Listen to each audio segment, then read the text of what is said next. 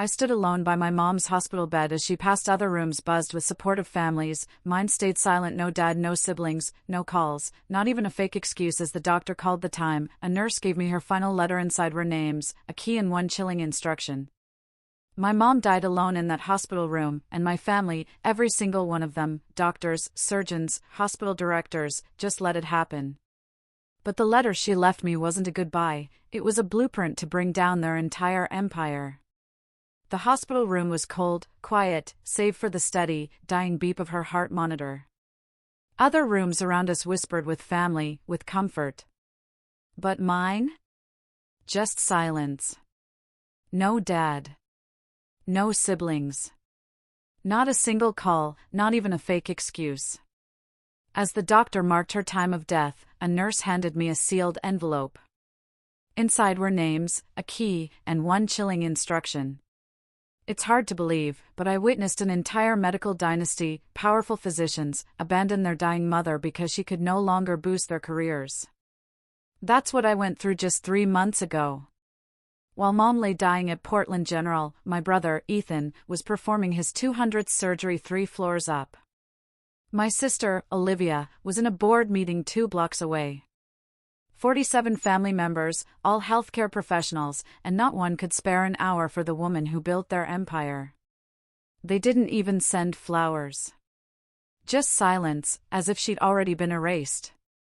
But here's what they didn't know: Mom had been planning for this moment for 15 years.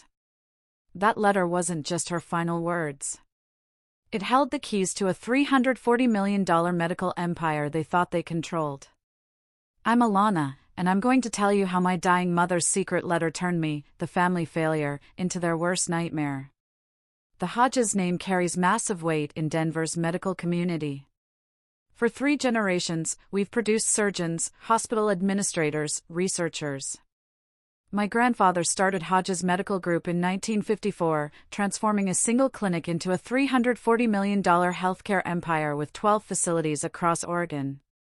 My brother, Ethan, at 42, was the crown jewel. A cardiac surgeon performing over 200 surgeries annually at Portland General. Our family home's walls were covered with his accolades: top 40 under 40, Surgeon of the Year, photos with senators and governors.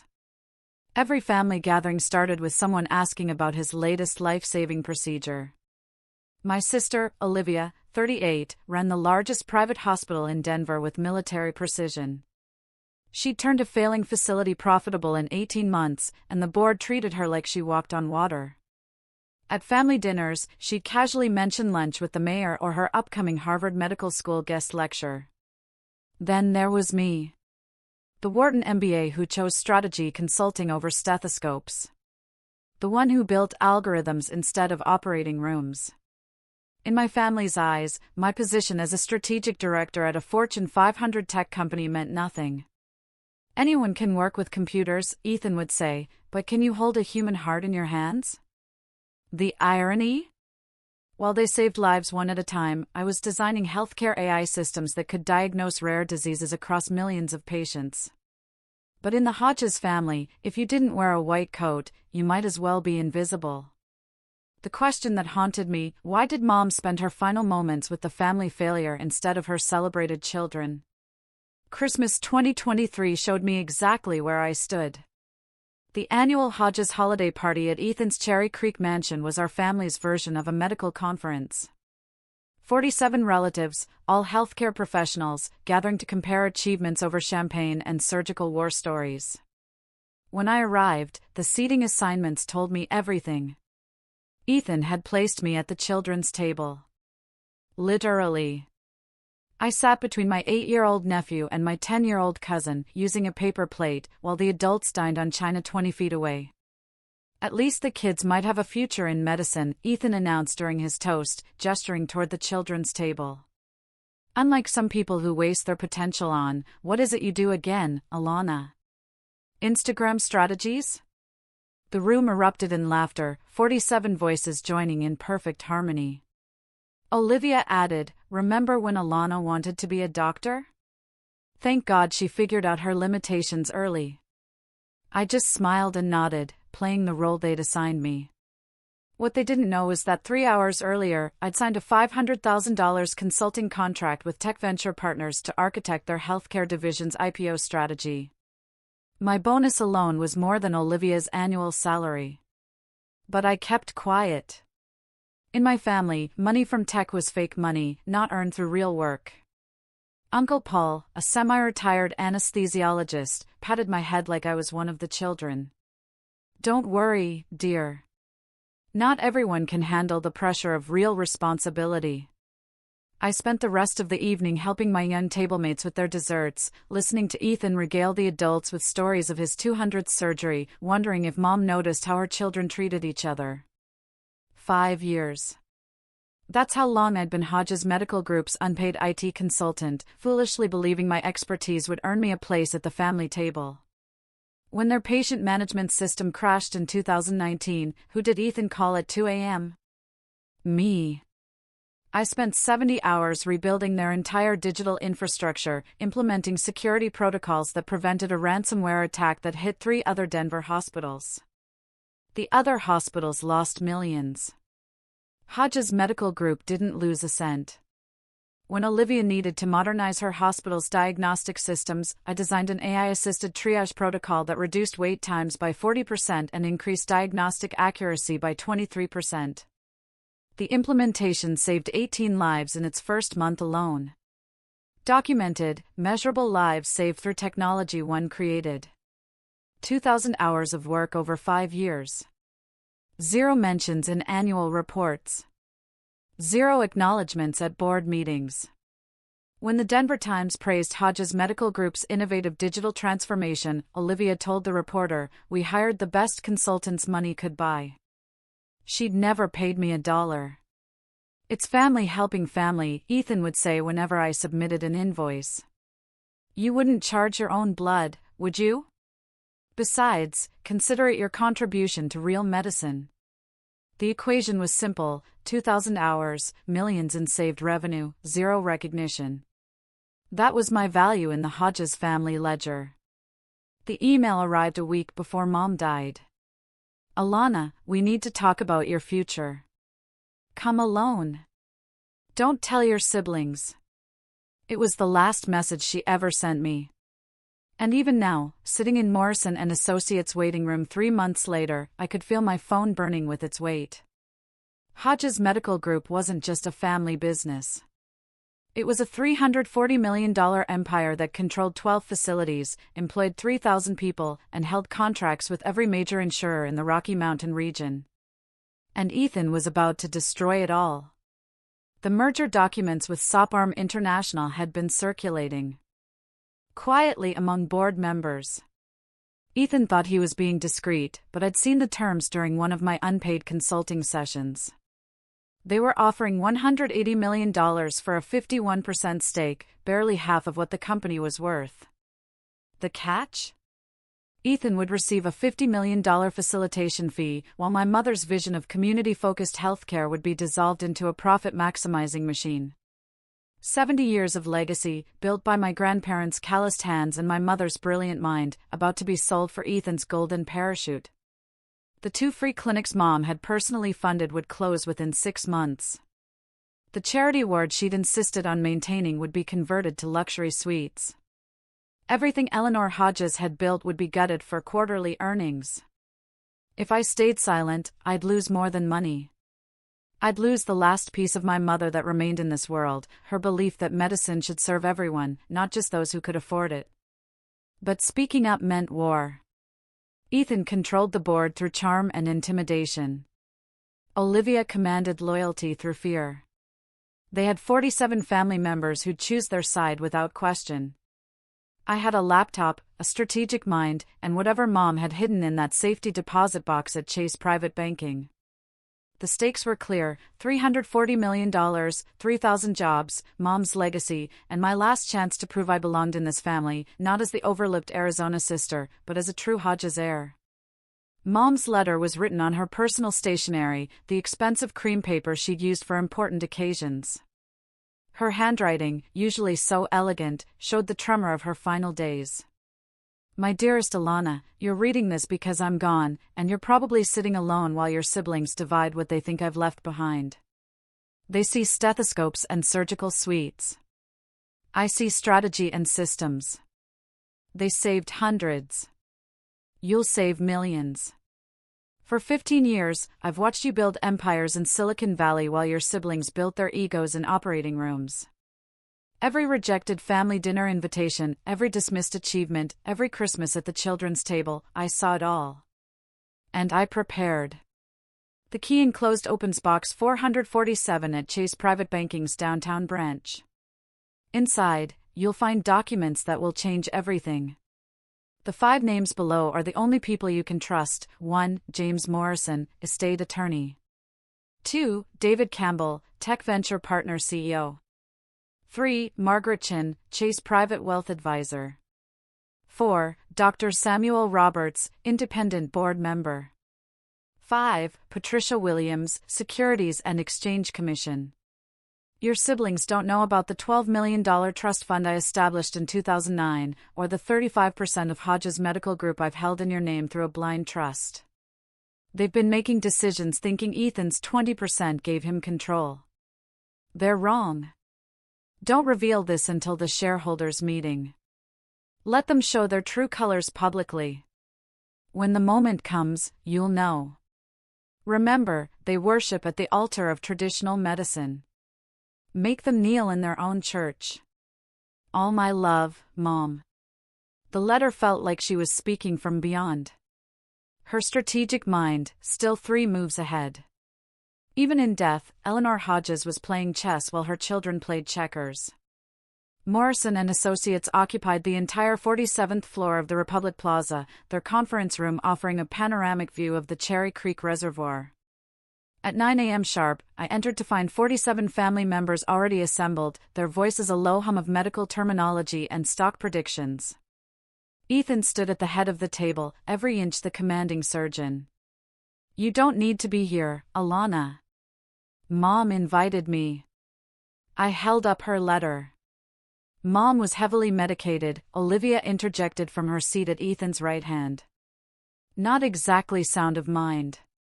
Morphine doesn't make you forget your children. I took the only empty seat, naturally, at the far end. Ethan's jaw tightened. What could you possibly contribute to a discussion about medical assets? I'm here to listen. Then listen from outside, he said. This is for stakeholders only. I'm family. Family?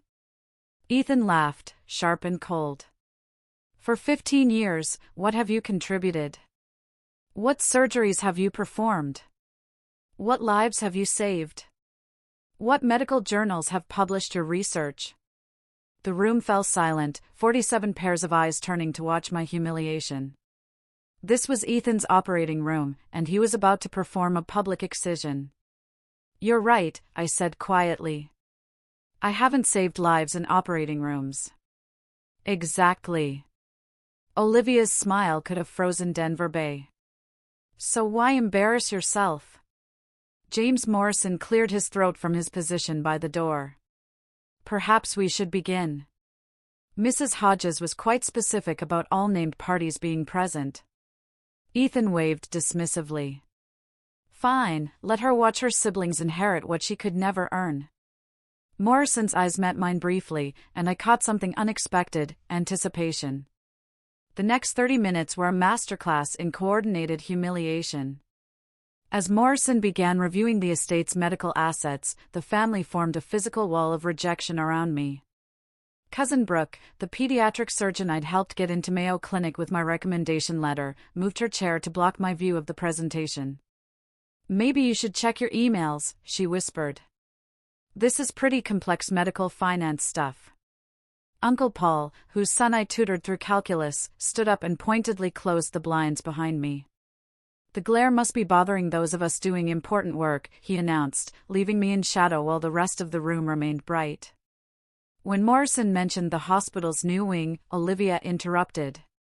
That's the Ethan Hodges Cardiac Center, named after a real contributor to medicine. She looked directly at me. Some of us build legacies. Others just exist. 47 backs turned toward me in perfect synchronization, like a choreographed medical ballet. They formed an impenetrable wall of white coats and superiority, leaving me alone at my end of the table. The message was clear: you don't belong here. I pulled out my phone, not to check emails, but to record. The Securities and Exchange Commission would be very interested in some of this private family meeting. Morrison watched it all, making notes in his leather portfolio. When Ethan bragged about the international opportunity he'd secured, Morrison's pen moved faster. When Olivia mentioned restructuring redundancies, he underlined something twice. Before we continue, Morrison said suddenly, I should note that Mrs. Eleanor Hodges included a supplemental document to be read after the primary estate division. Ethan froze mid-gesture. What supplemental document? His composure cracked like surgical gloves stretched too tight. He strode down the conference table toward me, each step echoing against the marble floor. Let's settle this privately, he said, pulling out his personal checkbook. 50,000 cash. Today. You leave now and never attend another family business meeting. The room held its breath. This was Ethan's signature move, buying problems away before they became complications. That's generous, I said, not reaching for the check he'd already started writing. More than generous, Olivia added, appearing at his shoulder. It's 50,000 more than you deserve. Take it and maintain some dignity. Or stay, Ethan continued, and get nothing. You're not in Mom's will as a beneficiary of any medical assets. Morrison can confirm that, can't you?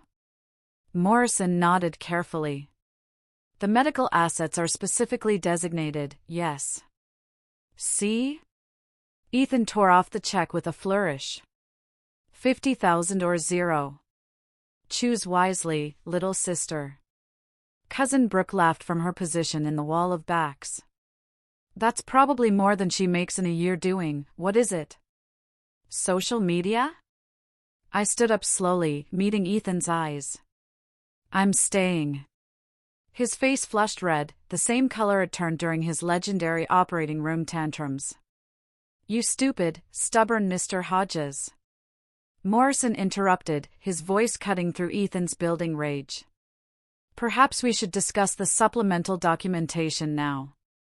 It concerns certain assets that aren't medical in nature.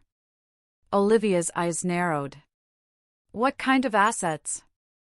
Morrison pulled out a sealed envelope marked with Chase Private Banking's logo.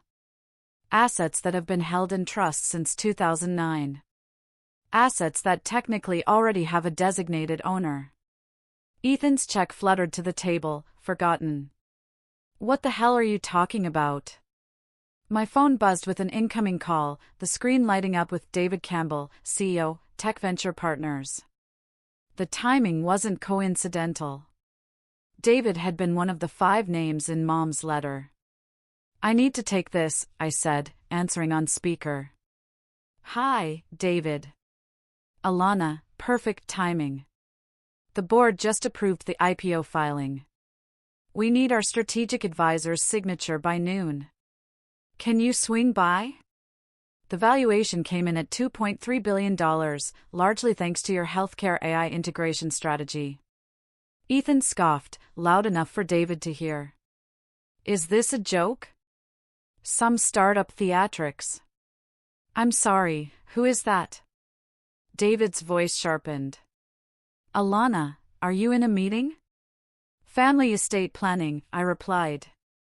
I'm with my brother, Dr. Ethan Hodges. The Ethan Hodges who's been pushing the SUPPORTIV merger that would destroy community healthcare access across Oregon? That Ethan Hodges? The room went silent, even through speakerphone. David's disdain was palpable. Ethan's face darkened. How does he? Alana's been advising us on healthcare sector disruptions, David continued. She predicted your merger attempt 6 months ago. Called it predictable medical establishment greed. Her counter-strategy is why 3 major tech companies are about to enter the Denver healthcare market. By the way, Alana, The board approved your advisory shares. Another $5 million vested immediately. Olivia grabbed the table edge. $5 million? Sorry, David. I'll call you back, I said, ending the call. Ethan laughed, but it sounded forced. Tech bubble money. It'll evaporate in a year.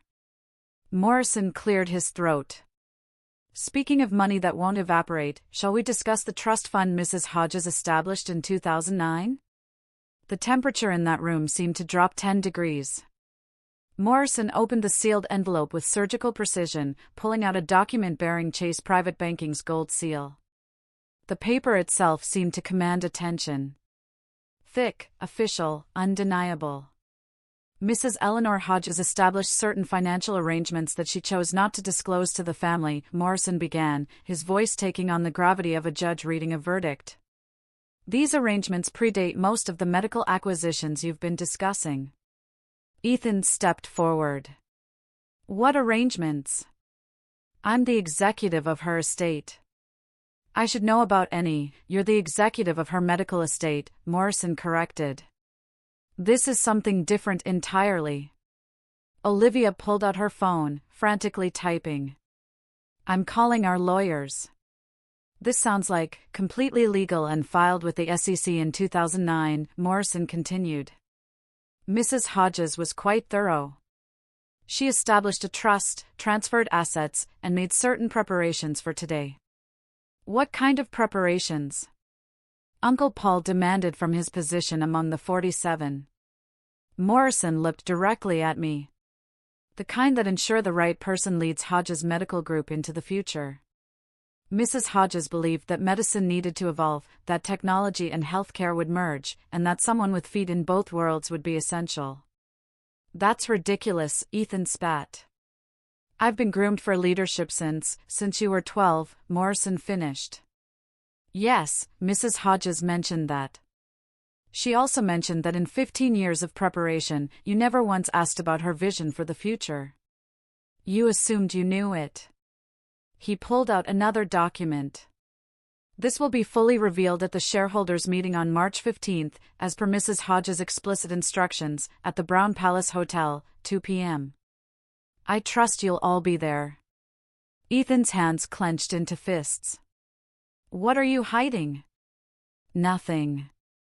I'm simply following Eleanor's timeline. March 15th arrived with Denver's typical gray drizzle.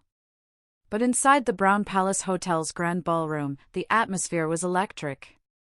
300 attendees filled the space, shareholders, medical journal reporters, representatives from Reuters and Bloomberg, and every significant healthcare executive in the Rocky Mountain region. Ethan had orchestrated this meeting as his coronation. Banners reading Hodges Medical Group, the future of healthcare, flanked a stage where he stood in his best Italian suit, a wireless mic clipped to his lapel like a medal of honor. Ladies and gentlemen, he began, his voice carrying the authority of countless surgical victories. The Hodges family has served Denver's medical needs for 3 generations. My grandfather started with 1 clinic. My mother expanded to 12 facilities. And today, under my leadership, we stand ready for global expansion. The audience applauded. I sat in the back row, a manila folder in my lap, watching Ethan paint his vision of medical dynasty. The Hodges family, he continued, gesturing to Olivia beside him, consists of dedicated medical professionals. My sister, Olivia, who turned Peakview Private Hospital profitable. Myself, with over 2,000 successful cardiac surgeries. We embody medical excellence. He paused, his eyes finding me in the crowd. Of course, not everyone in the family followed our calling. Some chose easier paths, less meaningful pursuits. But we don't let one bad apple spoil the barrel of our medical heritage. Nervous laughter rippled through the crowd. The Bloomberg reporter was already typing on her phone. Which is why, Ethan announced, we're implementing new bylaws. Only medical professionals will hold voting shares in Hodges Medical Group going forward. We must preserve the purity of our mission. I stood up. 300 heads turned as I walked toward the stage, my heels clicking against the marble. Olivia took the microphone as I approached the stage, her smile sharp enough to perform surgery. Before any interruptions, let me present our 5-year projection under the new structure. The presentation screen lit up with charts showing the systematic removal of non-medical shareholders, a category with only one member, me. The audience shifted uncomfortably, recognizing a public execution when they saw one. As you can see, Olivia continued, her laser pointer circling my name on the chart. Removing unqualified influences will streamline decision-making and ensure medical integrity. Some people think watching Grey's Anatomy makes them healthcare experts. The joke landed poorly. A few nervous chuckles died quickly when they saw my face remain calm. Ethan reclaimed the mic. We're not being cruel. We're being practical. Would you want someone who's never held a scalpel making decisions about surgical protocols? Someone whose biggest achievement is making computers talk to each other? The Reuters reporter raised her hand. Mr. Hodges, are you referring to a specific family member? I'm referring to maintaining standards, Ethan replied smoothly. Excellence demands exclusivity. I reached the stage steps. Security moved to block me, but Morrison appeared from the side entrance, followed by David Campbell and 3 other individuals I recognized from Mom's list. I believe Miss Hodges has something to contribute, Morrison announced, his voice carrying a legal authority that made security step aside. The audience leaned forward. Phones appeared, ready to record whatever drama was about to unfold. The Bloomberg reporter was already live tweeting, major disruption at Hodges medical shareholders meeting. Family dispute going public. Olivia's composure cracked slightly. This is a private meeting. A shareholders meeting, I corrected, stepping onto the stage. And I have an announcement about shareholdings. I stood at the podium, 300 pairs of eyes locked on me. Ethan and Olivia flanked me like disapproving bookends, their body language screaming contempt. The Bloomberg reporter had her phone raised, live streaming to thousands. I have documentation regarding Hodges Medical Group ownership, I said, my voice steady despite my racing heart. Ethan laughed into his still hot mic. Everyone, my sister thinks she has documentation. What's next, Alana? Did you buy a share on Robinhood? The audience tittered. Someone whispered, this is embarrassing. I opened my manila folder and pulled out the first document. This is a certificate of ownership, filed with the SEC in 2009, notarized by Morrison & Associates, and validated by Chase Private Banking. Olivia stepped forward. That's impossible. I've seen all ownership records. You've seen the public records, Morrison interrupted from his position by the stage. Mrs. Eleanor Hodges maintained private trusts that weren't required to be disclosed until activated. Activated? Ethan's confidence wavered. What do you mean, activated? I held up the certificate where everyone could see the gold seal, the official stamps, the undeniable legitimacy. As of today, I own 35% of Hodges Medical Group. Silence. Complete. Absolute silence. Then Ethan laughed. Forced. Desperate. That's impossible. Mom's shares were split between the children she told you about, I said. But Mom played a longer game. She transferred shares to a blind trust in my name when I was 19. The year I chose Stanford over medical school. The year you all wrote me off. David Campbell stepped forward. I can verify this. We've been working with Miss Hodges, knowing she was the majority shareholder. It's why Tech Venture Partners chose her as our healthcare strategy advisor. The room exploded. Cameras flashed. Reporters shouted questions. The impossible had happened. This is the moment everything changes. What boundaries have you had to set to protect your peace?